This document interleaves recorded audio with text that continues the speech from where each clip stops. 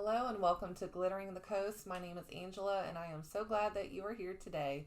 We are going to be making this really cute margarita tumbler, and it also has a fake ice and lime topper in a different video that's going to be linked in the description.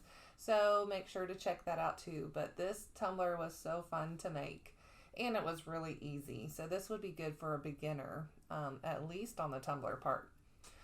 So what I'm doing is I'm starting off with a 20-ounce tumbler skinny, and it is spray painted with a lime green spray paint by Rust-Oleum, and I'm using just a little bit of KS resin liquidy split ultra UV epoxy, and I'm just using just a little bit to cover the entire tumbler top to bottom, inside and out. Now I mix this epoxy at 5 milliliters total because that is the smallest amount that I can do to actually put epoxy on my tumbler to mix it up. So I use a gloved hand. I make sure that I go over this tumbler nice and smooth, make sure I get out any striations that may be coming through. You know, with your finger going up and down the tumbler, sometimes it makes little divots, and so we want to make sure that we are taking care of that. Now, once that is all done, we go in on, this is going to be a little bit different than what I normally do, but this is Key Lime by KCC Glitter. I have a discount code linked in the description, so make sure you check that out. This is a fine glitter, and what I'm doing is I just pour it on the piece of paper, and I put the tumbler bottom on that glitter, and I'm trying not to really get that glitter on the sides, but it's okay if some gets on there. This just makes it a lot easier when it comes down to the sanding time, because that can be a pain in the butt when you start adding chunky glitter.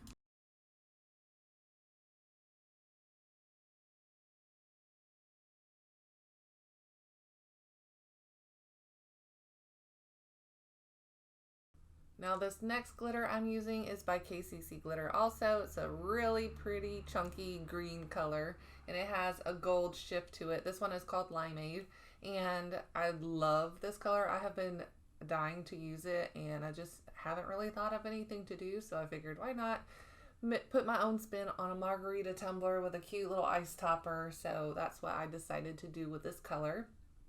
And just want to point out also that I have a video I am giving away on a red, white, and blue video, tumbler video. I'm giving away a tumbler to any of my followers that are subscribed. So please head on over there to that tutorial and follow the directions and see if you can win the tumbler. So now I'm using parchment paper to smooth down the chunky glitter. It makes it a whole lot easier when the epoxy goes on, when it comes to the sanding process, that we do not have big, huge chunks of glitter and sharp pieces that I have to sand or put tons of epoxy on top of. So I'm just tapping down little bits of the glitter that's sticking up, and I go around the edge of the rim and I get off any of the extra little pieces that are sticking out there. Now after that step, I have spray painted this tumbler with Rust-Oleum 2x clear in matte so that the glitter is sealed. Sometimes if you're putting epoxy on glitter that's not sealed, it will cause tons of micro bubbles. So that's why I do that. Maybe you don't, but that's what I do. So this, on my very first coat of epoxy, is 30 milliliters on a 20-ounce tumbler. And I go on, pour the epoxy on the entire tumbler. I work my way down first, and then I work my way up. It's just what I do. It's a habit. So, you know, you do you, boo. Whenever you get to the bottom, just make sure that you're not putting too much epoxy on the bottom so that you don't get a fat, wobbly bottom when you're able to set your cup down. And we're going to be torching all of those micro bubbles that may come out. So I have added 2 coats of epoxy at this time, and it's time to start cleaning it up. And I use my X-Acto knife to go around the edge of the rim, and I get off any extra epoxy that's on there and any of the glitter that has been stuck. So once I do that, I go in with a fine grit sandpaper, and I just go over the entire tumbler to make sure there's no chunky pieces that are sticking out. And then I will use my sanding block and go over the top. So I have 2 coats of epoxy on this tumbler at this point in time, and that was good enough for this because I smushed down all of the chunky glitter. So it worked out really well. If you need to, you're welcome to add more coats of epoxy on, but at this point in time, I was satisfied with what it felt like and was able to go ahead and start the sanding process. And after this, I wash with Dawn dish soap and water, make sure I get all of the dust off, and I make sure that my area is nice and clean and dust free. But now is the acetone part. There's a little overspray of the green spray paint in there. The quicker that you actually remove the spray paint, the easier it is for it to come off of the tumbler.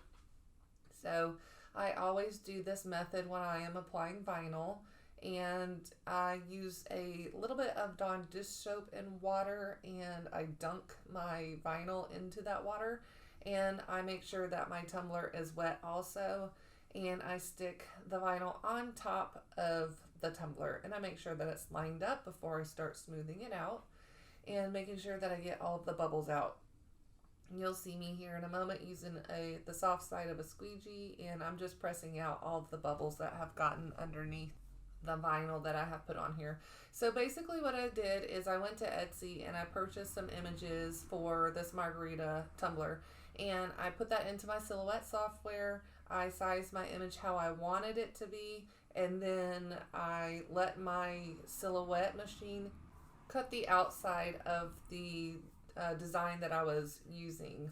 So I'm going to be putting a water slide on top of this, and I wanted to make sure that I had a white background on it, and I did not want to do a bleach spot spray paint with Dawn dish soap and white spray paint. I didn't want to do that on this cup, so I decided I was going to make a background of white on my vinyl, and now we see the water slide.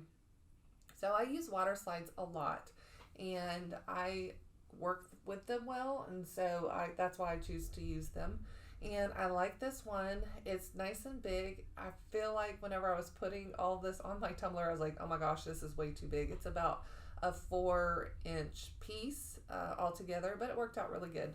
So you just make sure you're dunking your water slide into water. And I have it on I have cool water. I was not doing hot water on this one. And it came off the backing. Once it did that, I placed it on top of the image, and I lined it up as best as I could so that you could see all of the printed out pieces of this water slide. Now, if you have an inkjet printer like I do, you do have to seal your water slide with clear spray paint at least 3 to 4 times, just depending on what your specific water slide paper tells you to do. If you have a laser printer, there is no need to seal. You just dip and go. So now I'm just using a squeegee to get out all of the extra water that's underneath the water slide. And you want to make sure that this water slide is completely dry. So the longer you let it sit, like 24 hours if you can, the better. That way you will not get epoxy underneath the water slide. All of the water bubbles and condensation will be gone and evaporated. So now that that is done, I'm putting on the last 2 final coats of epoxy. And for all of the layers, I use my fast set epoxy because I'm always in a rush. And it is the KS Resin Liquidy Split Ultra UV. Now, I like this one. It does have a fast work time, but it is what I'm comfortable using, and I have been using it for, I think, the last 2 years. So I really do like it. It's a great epoxy, and their customer service is great also. Last 2 coats of epoxy. If you're having any problems with bubbles or dust, sand it, wash it, and then put more epoxy on. For the last few coats of epoxy, I typically do 10 to 15 milliliters on a 20-ounce cup because it doesn't really need a ton of epoxy. It just needs to be coated again. And like I said on that bottom, make sure that you're going over it and not putting a ton of epoxy on there so that your cup sits nice and flat. We do not want a wobbly bottom on our cups. If you're looking for the lid topper tutorial, it will be linked in the description. As always, everything is linked in the description, and I have a few discount codes in there as well. So go ahead and hop on over there and take a look at those. And don't forget to like and subscribe, please. Like I said, I'm giving away a tumbler currently. And if you go watch that one and read the description, all the information is there. So thanks again so much for watching, and I hope you have a fantastic day. Look how cute this tumbler is. You've got to make one.